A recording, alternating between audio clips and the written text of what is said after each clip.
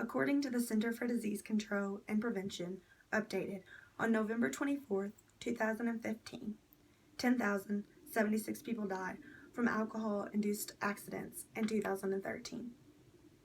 That is an alarming number of people, and we need to stop drinking and driving. Drinking and driving is a serious problem, and as the years go on, it's getting worse and worse. This is a personal issue to me because I had a friend, a classmate, a peer, die this year at 17 years of age because of drinking and driving. Damon was riding his bike home from a friend's house. He was driving on the right side of the road. He was wearing bright colors. He was driving whenever it was daylight, not nighttime. He was doing everything right by the books, so everything should go right, right? Wrong. A man popped over the hill and hit Damon, and in an instant, he was dead. Later on, whenever the man got questioned by the police, he claimed that he hit a deer. He didn't even know that he took someone's life. Why? Because he was drunk. Something that he had been before, and he was driving on a suspended license. Whenever you drink and drive, you don't know your surroundings around you, and you don't know who you are harming. But in an instant, you can take a life. This is why this is so serious. Other facts have proven just how bad drinking and driving is. I'm not saying that you can't go out and have a drink with your friends. Even a doctor said that 1 glass of wine a day is good for the body.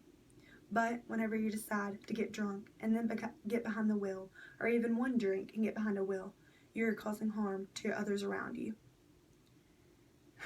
The article written by the National Highway Traffic and Safety Administration in December 2013 estimated that 1.3 billion people were arrested because of DUIs. 1.3 billion people were behind the wheel whenever you were on the road. An AAA poll measuring the traffic safety culture of Americans in 2013 found that 71% in the poll felt drinking and driving was a threat to their personal health. If drinking and driving is a serious threat, why hasn't anyone did anything about it before? Why haven't we stood up and came up with a solution like I'm doing now? It is up to us to make a change. Also, in the National Highway Traffic and Safety Administration in December 2013 stated that Americans annually pay up to $113.4 billion annually in taxes to repair roads from drinking and driving accidents. This means that the taxes we are paying to the road systems to repair damages from the winter or storms or other natural disasters is being taken away because of someone's irresponsibility, and we are paying for their mistakes. This is why I propose that everyone become a designated driver. To become a designated driver means that you stay sober and you take your friends where they want to go, and you be the responsible one and make sure that everyone arrives home safely. You don't always have to be the designated driver. You can make a schedule with your friends and everyone can agree to be it once a month or however often you go out and need a designated driver. Even if you don't drive, this is something that pertains to you as well. Whenever you're out, you want to make sure that everyone's safe. So even if you're not drinking, maybe you can go out and you can be the DD for them that night. Because someone is dying on that road. 10,000 people were killed, and we could stop this. If everyone agreed to have a DD before they went out and drank, then everyone will be safe and the roads will be a much safer place for everyone today. Also, if that isn't enough, then just remember the $113.4 billion that are being paid by Americans annually to make up for the damages for those that cannot make it up themselves. Being a designated driver can benefit anyone. You can get the self-satisfaction knowing that you took care of someone and maybe even saved a life that could have been taken that night.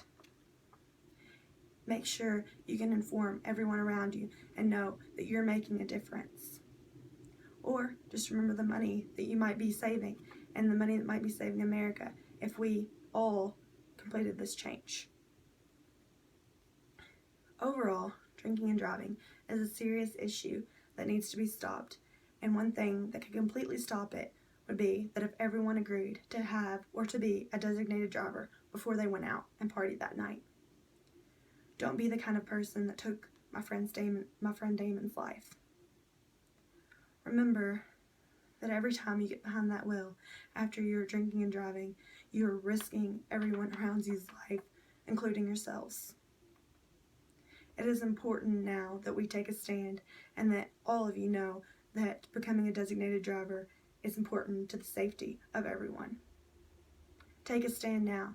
Be the one that stands up and says that everyone needs to be a designated driver. Make sure that you are always a designated driver. Save lives, starting today. Save lives forever. Everyone should be a designated driver.